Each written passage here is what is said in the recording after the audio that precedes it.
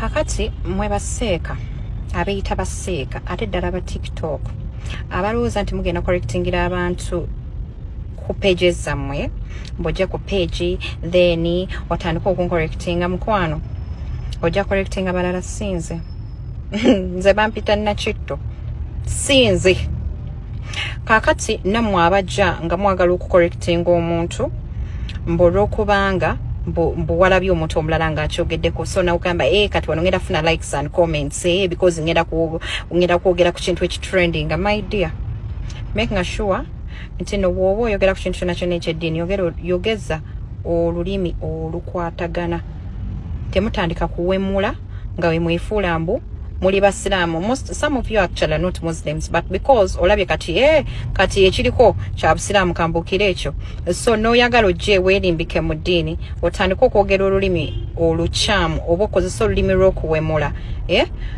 mukwano naawe tekijja kusoboka kuntegeerera like gwolowooze nti ojja kuntegeerera ekyo okubya ebbali seeka yinaayina omutuufu amanyewo okusanga rape bwaba rape n'ekintu kyonna kyakoze nga si kituufu.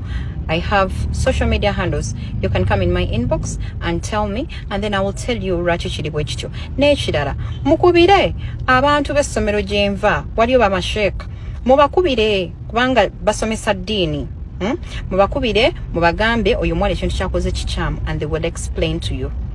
Temutandika kulekanira bintu by'omutalinako omutwe n'amagulu muli kuneeno mwena mwereeze mwemazeeyo banaye mwereeze ate temufunye likes and comments bulijjo afuna comments 2 kati ofunye comments 100 olaba gw'oliko oyogedde ku rape abula nze munkwasa ennaku ge mazima naye baddiya mujja kumanyira mulala sinze kakati mbalayirira byonna mubikole naye mulekeraawo kati mulekeraawo okuwemula.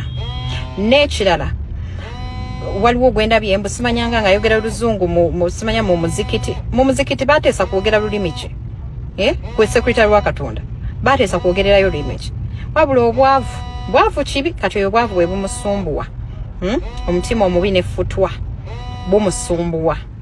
Nze munzigyeko akamanyiiro baddiya mundeke Allah njajinge si mwe mulina okunjajinga buli omu akolerera okufa kwe buli omu akolerera akalambo ke.